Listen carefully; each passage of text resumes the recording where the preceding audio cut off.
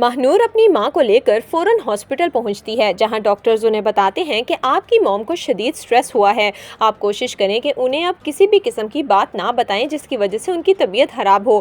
ماہنور تو بہت زیادہ پریشان ہو جاتی ہے۔ تبھی وہ اپنی ماں کی دوائیاں لینے کے لیے جیسے ہی کمرے سے باہر آتی ہے تو اس کا سامنا دانش سے ہوتا ہے۔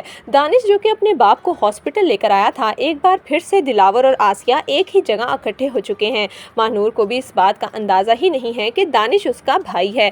دانش جیسے ہی ماہنور کو دیکھتا ہے تو وہ حیران ہو جاتا ہے۔ ماہنور نظریں چرا کر فوراً اپنی ماں کے کمرے کی طرف بھاگ جاتی ہے، جبکہ زین ہر چیز تباہ کرنے کے بعد گھر واپس آتا ہے تو زین کا بھائی ظفر جیسے ہی زین کو گھر میں دیکھتا ہے تو اس کا غصہ آسمان کو چھونے لگتا ہے۔ وہ غصے سے کہتا ہے، جب سب کچھ تباہ ہو گیا تو تم گھر واپس آ گئے؟ جس پر زین کہتا ہے، بھائی میں آپ کو سب کچھ ایکسپلین کروں گا، میں ایسا نہیں کرنا چاہتا تھا، لیکن میں ماہنور سے محبت کرتا ہوں، میں مہوش کو کبھی بھی خوش نہیں رکھ پاؤں گا۔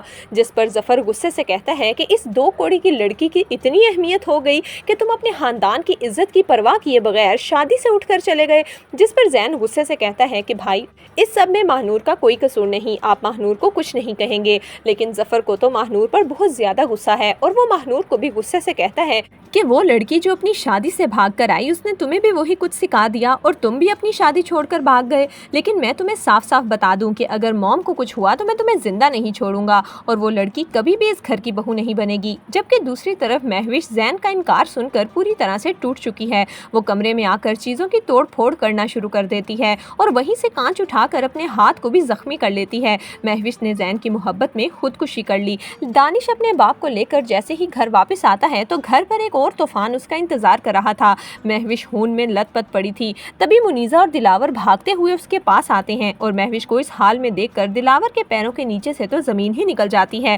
دلاور کو سمجھ نہیں آتا کہ آخر وہ مہوش کو کس طرح سے سمجھائے کہ جس لڑکی کے پیچھے وہ اس قدر پاگل ہو رہی ہے وہ کوئی اور نہیں بلکہ اس کی اپنی بہن ہے۔ تو دوستو، آپ کے خیال میں کیا یہ خودکشی کی کوشش مہوش نے کی ہے یا پھر زین کی اپنی ماں نے؟ آپ کی اس بارے میں کیا رائے ہے؟ ہمیں کمنٹس میں ضرور دیجیے گا۔